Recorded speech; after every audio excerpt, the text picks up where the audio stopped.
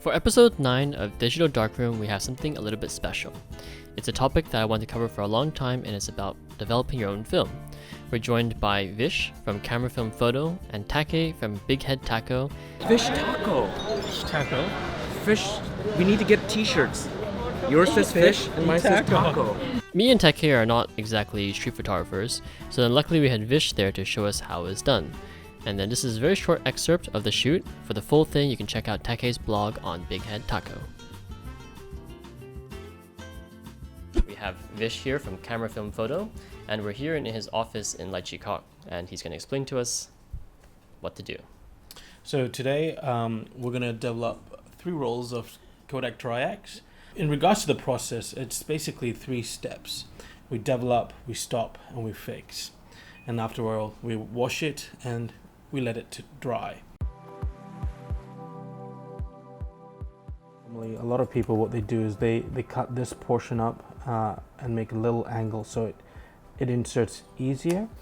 But what I do is I like to leave this lead and I just load it on, and I just pull it just about where you see that little ball bearing there, and then in the dark start loading it on. So this is kind of my style. Since film is very light sensitive, you have to do it in a complete dark environment. So then if you have like a larger place, like a school where we used to do darkroom stuff, you go to a pitch black room and you kind of fumble around in the dark until you get the film out of the canister and into a spool. Since we don't have space for that, we're doing it in a black bag, which is light tight, and you can develop film and spool it while watching TV, right? That's correct, yeah. That's what I'm usually doing. I watch TV when I'm processing film. What's your, are you a Netflix guy or? Yeah, I'm a Netflix guy. I was planning to do some tonight, watch Lost in Space. So we've now finally loaded the 3 rolls of film into the Patterson tank, and what we're going to do now is we're going to prepare all the chemicals and start our process. Sounds great. What you'll need is 3 beakers. These beakers are 2 liter each. So the reason why we need a 2 liter beaker, because we've got 3 rolls of film, and each roll of film takes 290 ml of chemistry. So with 3, I just keep it simple. We'll do 1500 each, just so that it's easier to calculate, to work with. We're going to process the film at 24 degrees because with burst speed, that's when the actual bite is for the film. What do you mean by bite? That's when you get the best results.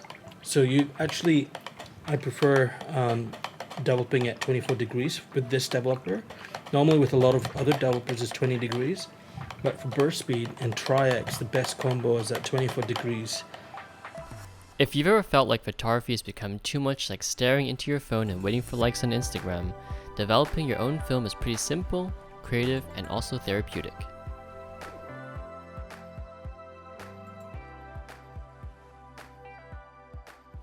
Smells good. It's like the smell of gas. It's like the smell of gasoline. People just like it. So with a massive depth chart, you can actually select what film. So in this case, we're using Kodak Tri-X. Back in high school, I used to spend all of my free time in my school's photo lab. There are very few things as wonderful as seeing your prints develop slowly in a dark room. But it's also humbling. As with everything in photography, both developing and printing requires a lot of practice. And now the thing is, I guess around the world, it's a lot of labs that closed down, right? So then, I know we're lucky in Hong Kong, we have a lot of people that help out, and Vish here also does a lot of stuff. But then in the US or some rural parts of Canada, I guess, or Europe, it's going to be pretty hard to find like a good lab, right? Yeah, now I think for that same $6 US back in the 90s is now going to cost you $20, and that doesn't include the scanning. And you did mail it somewhere or something, pretty much, or? Yeah, so my friends down in California, the darkroom, they have like a $11 flat rate where you can send it within the U.S. free postal, or outside of the U.S. they have a set rate. But those kind of high volume labs, and even a lot of grocery stores are now using labs like that, these right. big commercial high volume, so they can make up the difference through volume. But another option is, of course, course, what Vish is showing is that you enable and you empower photographers to do their own black and white because I think Vish can work out the math, but it ends up being cheaper. Yeah, it's cheaper and also you get complete control. So we're gonna get back to Vish and he'll show us how it's done. Very important that once we finish developing, we need to stop the development process. So a lot of people skip this step, but I encourage you to use it because when you don't do that, the film's actually still developing, and that can cause you to have basically larger grains.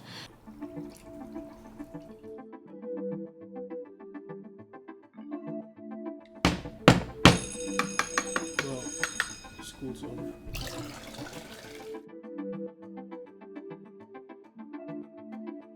And we're gonna fix this for 5 minutes. What it does is when you develop your film, you see the image on the negative, but the negative itself is still sort of like grayish off-white.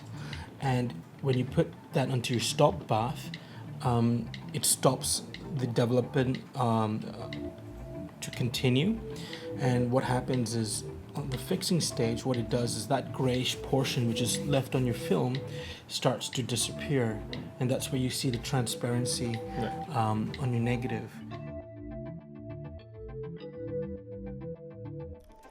I don't believe that knowing how to develop my own film means that I'm going to be a better photographer than everyone else.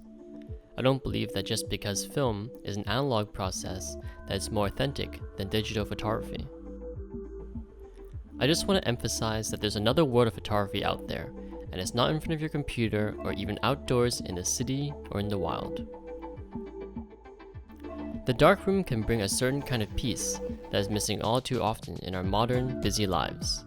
With our show, Digital Darkroom, we hope to bring a little bit of that feeling to YouTube, but better yet that you take it offline and enjoy this feeling for yourself.